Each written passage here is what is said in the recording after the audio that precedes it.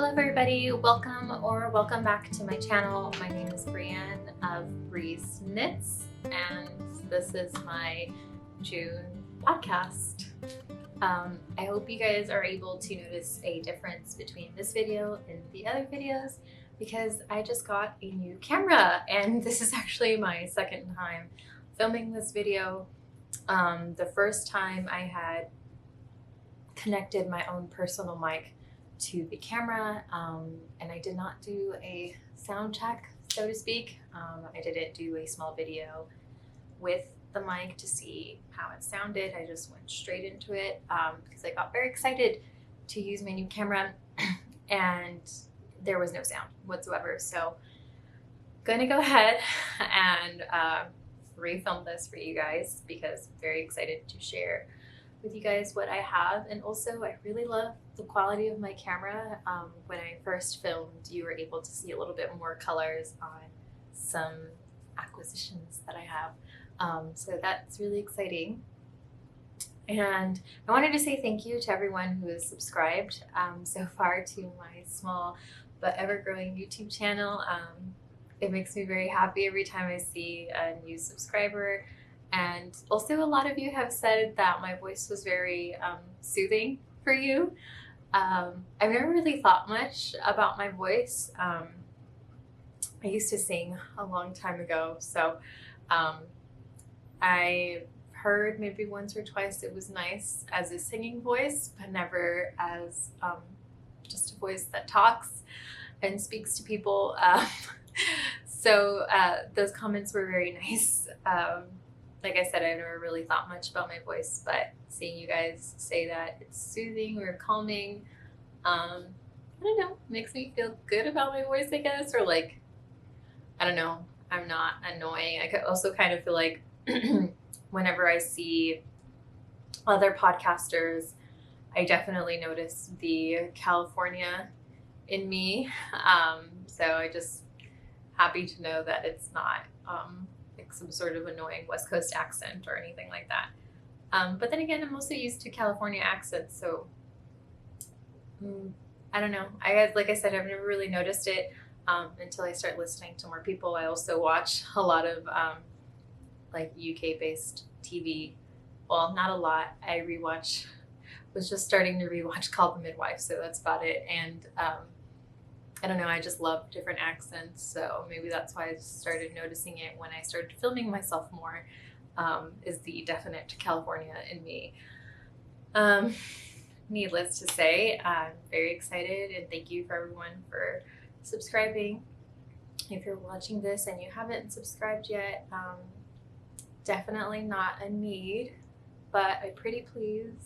If you like this content or would like to see more, please hit that subscribe button so that way you can keep up to date with other projects that I have going on. I also very much like this camera because I can like just look straight into the barrel instead of looking at just my face on my phone, which is just full screen, and then once in a while maybe take a peek at the monitor and make sure everything is all good. But I think this is really good for both of us. Okay, so I guess I will just get into it. So finished objects, first in line. So the first project that I technically finished in June, it was like end of May, early June, is this top that I tested for Friday Knits. Hold on. Here we are.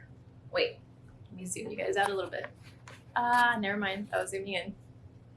Here we are. It's the Eloise top by Friday Knits. This top bit is just mohair, as you can see. I really like that you can see the definition now in the knits with this camera. Hold on, let's see if it'll focus. The mohair I used is Knitting for Olive soft silk mohair in Plum Rose.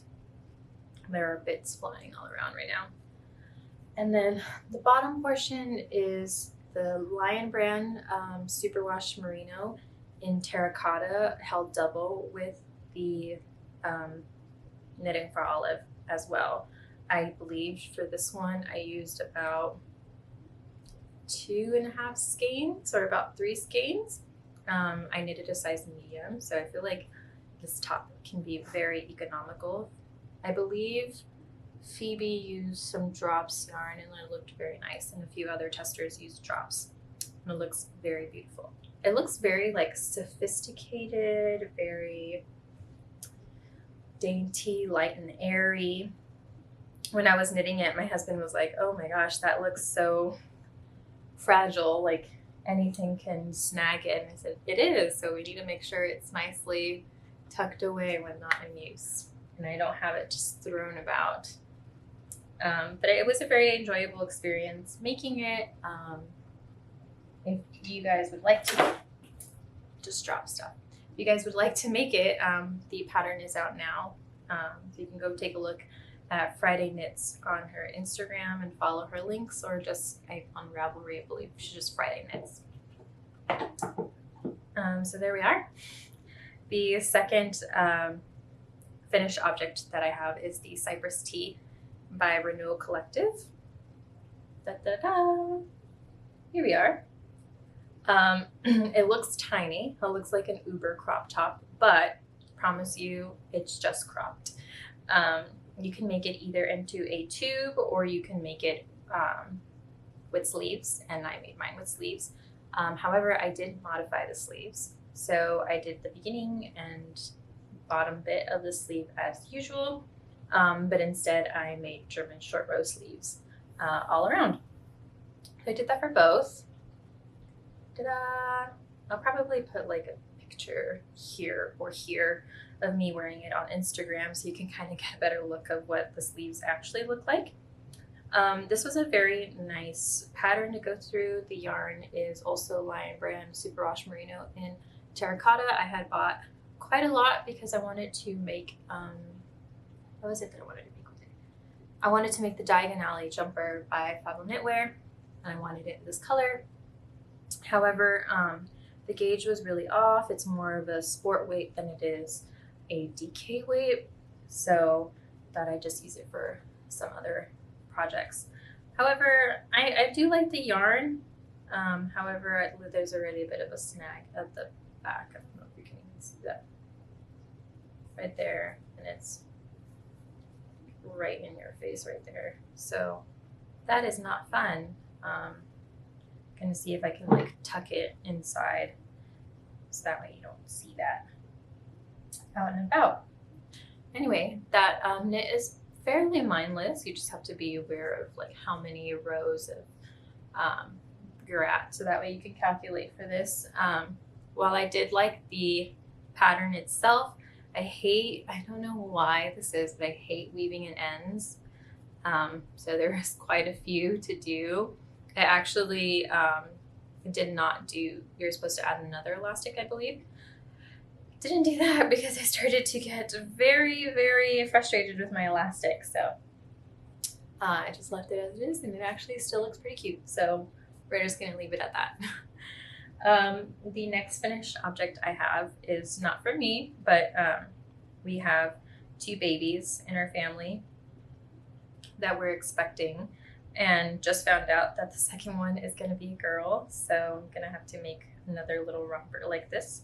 But it is the Spring Blossoms wrapper, I believe, by Sandra Malgares. It's Portuguese, so I don't know if I pronounced it right. Probably not. I'm very used to just Spanish, but I think it's Sandra Malgares or Malga. I don't know if it's, yeah, no, I'm just gonna go with how I said it. It's Algajos Bulgojos on Instagram. I will leave everything in the description as always. But here it is. It's so cute. The yarn is a 50% cotton, 50% rayon from bamboo. This is my first time working a lace pattern, and it was very easy. Also, I'm sorry, I realized because I don't have my personal mic, you might pick up outside sounds. I'm gonna do something very quickly. See if this helps. My cats have a cat fountain and it was making some noise. I just wanted to cut out any extra noise because you might be hearing my air conditioner too. Anyway, back to the romper. I really like Sandra's patterns because I feel like they're very well written, and she kind of has it like set up almost like Ribbler, even though I've only had one pattern on Ribbler. Have I made it? No, because for me, out of sight, out of mind, and all of my patterns are on Ravelry, so kind of difficult for me. But she has each size highlighted in a specific color and then keeps doing that throughout the pattern, so you're able to see how many, like what your cast on stitches are in correspondence to the size. So it's like that all throughout. With other patterns, I usually go in on my iPad and highlight my specific size and the cast ons and everything to make sure I'm not making any mistakes. So she does that for you ahead of time, and I think that's lovely. This was a very fun pattern to do. The yarn, I'm not sure if I said what it was, but it is Yarn Bee. And if you're from the US, it can be found in the Hobby Lobby craft stores. I know we're very up in the air about Hobby Lobby, but I know that they had a lot of like, I know because too they also had like a few like hand dyed skeins that kind of look like some indie dyer yarn. But I know that they have a lot of plant-based fibers that are very easy to pick from, and they're economical, and they're also in lighter weights, because in some places like Joann, I feel like a lot of their plant-based yarns are mostly just cotton, and the cottons are usually a category 4 or worsted weight yarn. I think Lion Brand came out with a sport weight, but it's such a small amount. I mean, that's probably how much it usually comes in with sport weight. It's like 200 grams. And I just don't think it's worth it, versus this was a full skein. I probably dipped into like a bit of a second one, and this was for 6 to 9 months. I was trying to like calculate how big they'd be by the time they'd be able to wear, the baby would be able to wear this. So I think I did a 6 to 9 month, and that was a full skein from that store, which I think was about $5, and they usually have coupons. So if you're ever looking for a plant-based yarn for babies, I think Yarn Bee is actually really, really good. It's very soft, but I think with the cotton, it also holds the structure a little bit more, and that's, I think, really important for the lace pattern there. I've worked with just bamboo before, and I feel like it's definitely like very drapey, which is nice, but I think with the lace, I definitely made a really good choice with the yarn. Okay. Also, the colorway is basil. I'm not sure if I said that, but yeah, that's what it is. I have a couple more finished objects. I have 2 more to show you. One of them, when I had first recorded this, it was a whip, but since then I've been able to finish it, so now it's a finished object for you. So I have 2 Made You Look tops. This one is in the eucalyptus green from Wool and the Gang's Shiny Happy Cotton line. I really like the stitch definition that this yarn gives. I really like, honestly, working with this yarn was very enjoyable. I know cotton is usually not like a fun fiber to knit with, but this one I felt like was really, really nice, and it just went by really quickly. And I also did the corset backing on this one. I've done buttons on my first one. Sorry, I don't know why my mind went blank. My first one I did in the Lion Brand Pima cotton, which is fine, but now that I've worked with, or like have seen it again, I realized that the structure around the button bands hasn't really held up that well.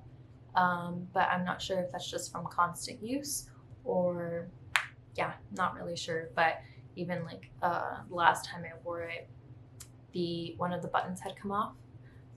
So I don't know if that's something that I need to fix myself, or if that has to do with the nature of the yarn, or because I didn't make buttonholes, I just kind of went between the stitches and loosened them. But I don't know. So let me know if there's anything I can do about that. I don't know if I should stitch around the hole, but I'm kind of afraid of it getting too big for the button. Anyway, so I have another made you look. If I can get myself together here. Hold on. Give me a second. Okay. Well, you saw the color. It's in purple. I did buttons again this time, round. Buttons, as you can see, this yarn is Blue Sky Fibers, and they're worsted cotton in the colorway Orchid, I believe. I'm definitely a person who loves to reknit things that I just love. There are times when I've gone to those stores and I have bought, I believe there was one sweater that I had for maybe 5 or 6 years.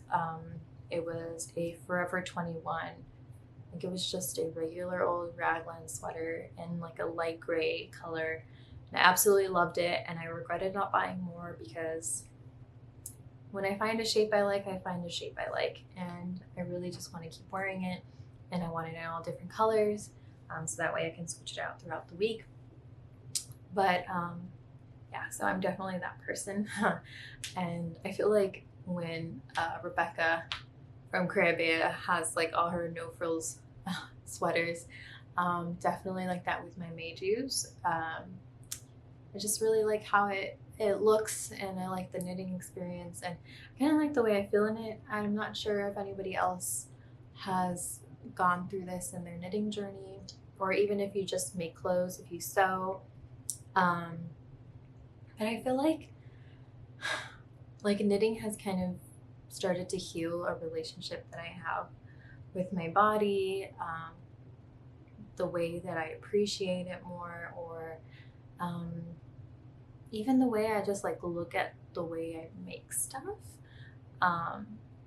I went to a very religious school growing up, and maybe not a lot of people had the same experience as I did, or didn't get to them as much as I did. But for a long time, I felt really uncomfortable in clothes that I wore, and even if it was clothes that I really wanted to wear, it felt uncomfortable because it felt like people were staring at me. And at my school, drawing undue attention to yourself was very much discouraged. So I think this time now I'm starting to find all these patterns that all of you lovely makers are making, and it makes me feel more confident in myself and feels like I can finally wear whatever the heck I want. And I think, remember the first time I made like a tank top that was slightly cropped? For us, definitely no midriff was allowed. So I'd go outside and I had my shorts on and I'd feel kind of weird, and I would tell my husband like, no, I'm gonna change because like you can see my stomach or you can see my belly button. And he was like, so what? Just wear it if you feel comfortable in it.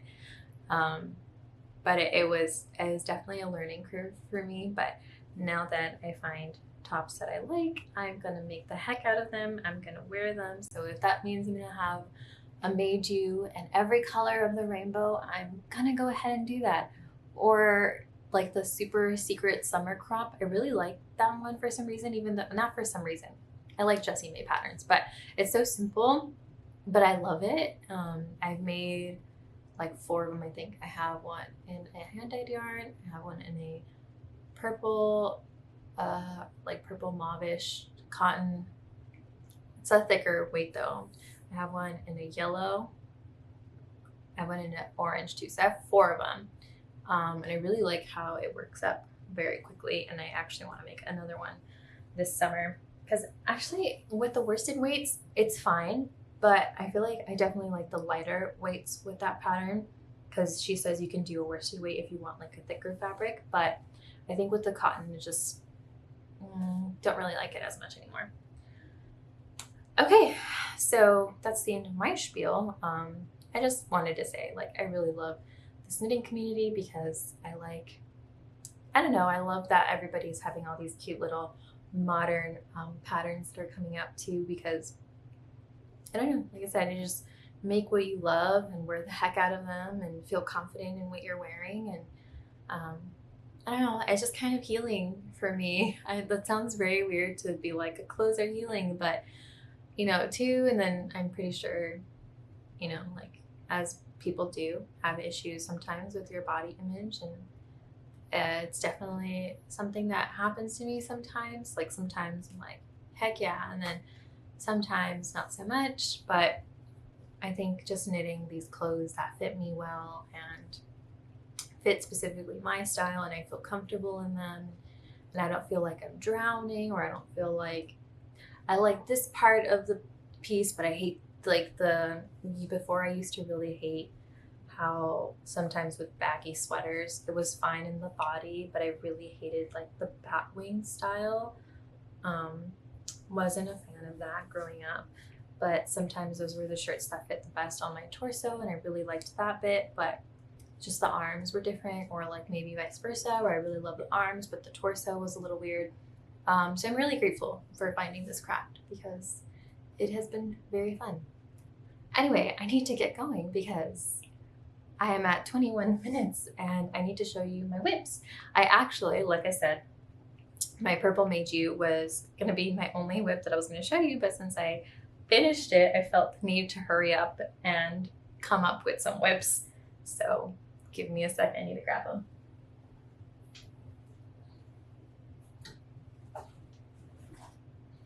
Okay, so the first one is technically a swatch, but because I have every intention to begin knitting it as soon as the swatch tells me it's a go, I'm going to include it in my whips section. So this is my swatch, my little itty bitty swatch. It's half of the amount of rows that is needed for the Ripple Halter by Jessie May. This color, it's part of my acquisitions too, so I'll show you that again in a bit. But I love, oh my gosh, I love my camera now. I love that you can see this a little bit better. Oh, there we are. There it is. Look at the color. Isn't it absolutely beautiful? Sorry for my disgusting nails, but I love the color. This yarn is from Sorella Yarns. I believe the color is Harbor. It is wool and silk together. It's a fingering weight base. Why couldn't I say that for a hot minute? But as soon as I saw the color on her website and on her Instagram, I knew I had to have it. I wasn't going to buy any more yarn.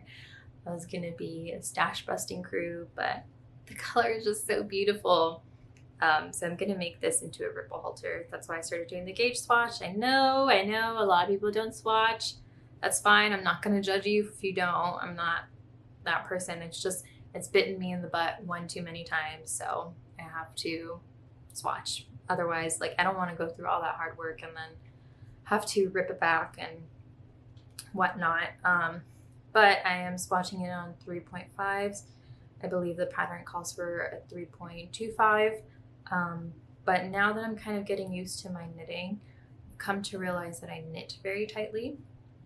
So I just went one size up in needles, and hopefully that'll work.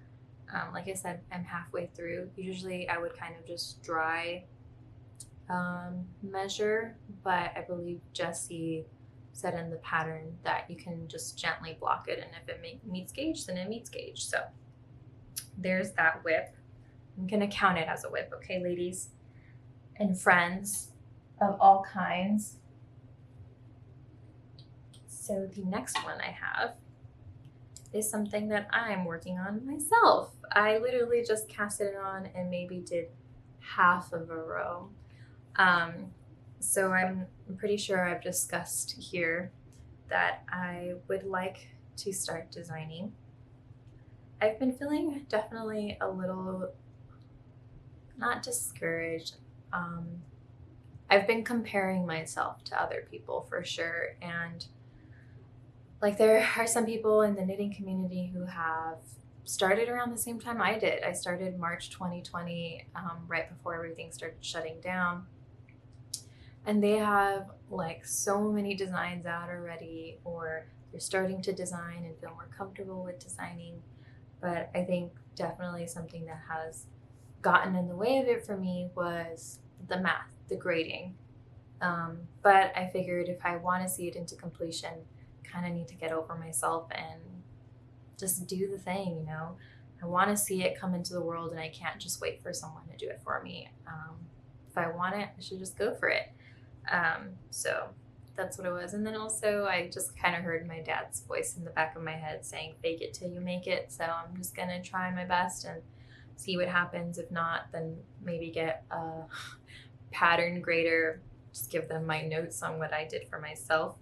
But initially, I think I have mentioned that I wanted to make a dress. I know dresses are all the craze right now. I love dresses because I feel like they are a whole outfit without a lot of without a ton of effort that needs to be put into them, because if you have your bottoms, you have to pick a top that goes with them, and I'm very particular with jeans and tops. I don't know, I just am. And even if you have to have even if you have a skirt, you know, you have to like coordinate it well. But if you have a dress, you just pop your dress on, maybe a nice little cardigan, a little top, wrap top, what have you, you're good to go. So I love dresses. So I was planning on making one as a fall winter one, but I'm using the shiny Happy Cotton by Wool and the Gang in the eucalyptus green because I had 4 skeins. And for my Meiju, I only really used 1 and a little bit of the second. Now I know it's not enough for a dress. I'm not like completely delusional, but I thought I would get started on what I can now, and then I'll order more later, mostly to see how much more I need.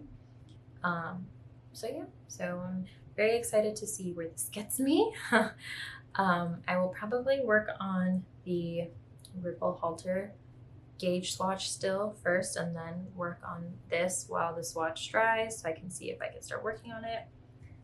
Definitely going to put a ton of lifelines because I am not going to be the person to just rip it back all the way to the beginning. No, not going to be me. Anyway, well, that's it for my whips. Sorry I can't show you more. You will definitely see more in the July podcast. I don't know if you heard that. That was my kitty. Okay, so next up, acquisitions. I'm really trying to beat the clock here, but next up is acquisitions. I already showed you one of them, and it's the that's a bit of lavender on there. It's the Sorella yarn in the Horizon colorway. Really love it. It's very soft, of course, and I just love Sorella's. I love every time she comes out with a new collection or tonals, kind of always have to stop myself, and then even then I feel like I can't. I mean, I can obviously, but like her colors are just so pretty. Like I got the Provence colorway from her spring tonals, but I really wanted like majority of them. I think I even got the boulangerie one.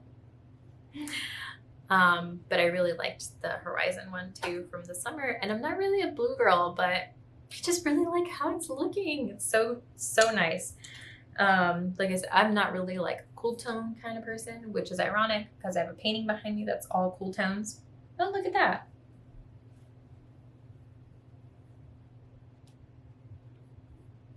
There we are. Monet's painting on me. Yeah, that's it for yarn acquisitions. And then I have a tool that I purchased. Da-da-da-da! It's a yarn winder.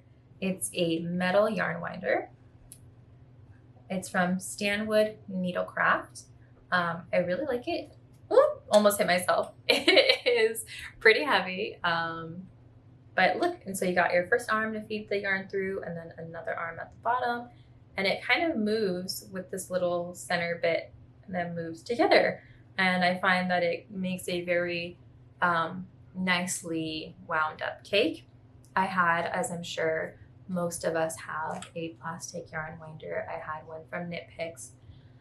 I think I got it within 6 months of knitting because I got tired of doing it on like a used toilet paper roll. Because I found like things online. Sorry, my camera cut me off because it was 30 minutes and I was really trying to rush against the clock. Anyway, so there was, where was I getting to? Okay, oh yes. So it was fine. I had looked up YouTube videos for a while on how to do it just with the toilet paper roll. But then I got tired of it. My hands got tired. I felt like I was wasting time. So I got the Knit Picks one because, of course, it's economical. It was fine. But then I noticed, I think after maybe 6 or 7 months of having it, like, I'll try to show you on here, like the gears, like here and here, that are usually like stuck together here, were way out of line. I looked up stuff on YouTube because apparently it's a common issue with it. I opened it up and just kind of like pushed it together again, just to get it to work again, because the skeins that it was producing were very lopsided, very loose, very messy. It was just a nightmare. I had to cut my skeins into multiple pieces in order to roll them up into balls because they were just getting way too tangled. But once I fixed it, it went back to normal again. I do believe, though, if you're going to try anything like that, just know that it avoids any warranty that your product has. I was okay with it, just because sometimes going through with customer service can take a while. So I did that, but whatever works best for you. So it was fine for a bit, and then I haven't really used it as often recently, but I did need to wind up some skeins, and then especially with the Sorella yarn, I really wanted to wind that up. There was no way in heck that I was going to do that by hand with the fingering weight yarn. So I was going, set up my space as usual with the Swift and my yarn winder, but it wasn't like, usually with the yarn winders, it sits, once it starts, first it sits about here, right? But when I was using my Knit Picks one, it would stop only here, make the tiniest little cake, and then start reforming another one, so it looked like a little head off the top of the other cake. So it wasn't very conducive to anything, and it wasn't like neat at all. It was starting to like get a little lopsided. I opened it up to see if there was anything misaligned. Nothing. So I couldn't really find an answer as to what was wrong with it. And I didn't want to, I just felt like it was time, so I was looking, and I had already thought about it. I knew eventually I was going to have to get another one because of reviews I had seen online. And initially I think when I saw Bethany from Well of Knits, when she did one of her videos showing her yarn winder, she had a wooden one, and I really wanted to get one like that because aesthetic. But when I was looking at stuff, I am like very greatly influenced by reviews. That's why on my Instagram, if you follow me on Instagram, I kept asking people what yarn winder they were using, or just posting on my stories like, please tell me what yarn winder you use and if you like it, because I am greatly influenced by reviews. And everything I had seen online, with some of them, were just like no good at all. And then I called my local yarn shops. The one closest to me only had Swifts, and then the one a little farther out said that they only carry them once in a while, but that if I wanted to have one soon, I'd have to special order. So I wasn't really in the mood for waiting. And then I had looked up this one. I didn't realize it was metal. I just thought, I don't know what I thought really. I just, saw in reviews that it was sturdy. And then Francesca from an Italian knitter sent me a video of her using it. It was very smooth and nice. So that kind of solidified the decision for me, and I went ahead and bought it. And so far, no complaints. It works very smoothly. It even kicked up, let me show you, my cotton yarn very nicely. Let's see if I have it. Also, sorry, the light is shifting a little bit here. But here's my cotton cake. It's very nice. Earlier I had a bit more of a visible tunnel, but because I stuffed some of the yarn through the center, not anymore. But it perfect. This is a worsted weight. I think I saw it can hold up to 10 ounces of yarn. Don't quote me on it, you'd have to look it up, but yes. So it's the Stanwood Needlecraft metal yarn winder. I've only used it a few times, so I want to say 10 out of 10 recommend, but let's just say maybe ask me to give my thoughts on it again at the end of the year, and we'll see where we're at. But I like it so far. So there you have it. I feel like I rushed through it because I was like rushing against the clock, but I still went over 30 minutes anyway. But I also have a very old memory card in there, and I don't want to run out of storage. I have to go through all of my previous things and kind of put them onto an external hard drive. So that way I don't have to feel like I can just delete or feel like very precious about not deleting them. I'm happy to upload this. I hope everything was great. Hopefully the sound is good. My husband usually helps me edit these, so maybe I'll see if he can see something about the sound. If not, I do apologize. Please bear with me as I get things situated with the new camera, and then seeing what went wrong with the microphone. I wanted to talk about my last video that I did. I did the Knit Your Aesthetic video, and it seemed to get a good response, and a lot of people, were like, oh, I didn't know I needed this, or it was fun. So it's really motivated me to do a few more videos like that. I have some ideas on things that I wanted to do, so I've already started coming up with a list, and I hope I can post those soon. Let's see what else. So yeah, so if you want to see another aesthetic or a TV show or a movie that you want like knitting inspiration for, let me know. That was a lot of fun to do, so I already have ideas of different stuff to look at anyway, but if there's one in particular, let me know. Unless it's like, if it's feasible, let me know and I will do that. Yeah, I think that's about it. Don't really have anything else to mention. You already know when I am gonna knit. I have a baby shower coming up in August, so I might need to hurry it up on a romper or two that the parents liked that I showed them. But I'll do that sometime in July, sometime in July. Baby clothes are so easy to get through. And then the other baby is coming in November, so that baby shower won't be too close to the timeline now. So I'm very excited for baby knits, so expect more baby knits in the next podcast. But that's about it again for this time around. I hope you guys have a good one, and let me know what you're working on too. Bye!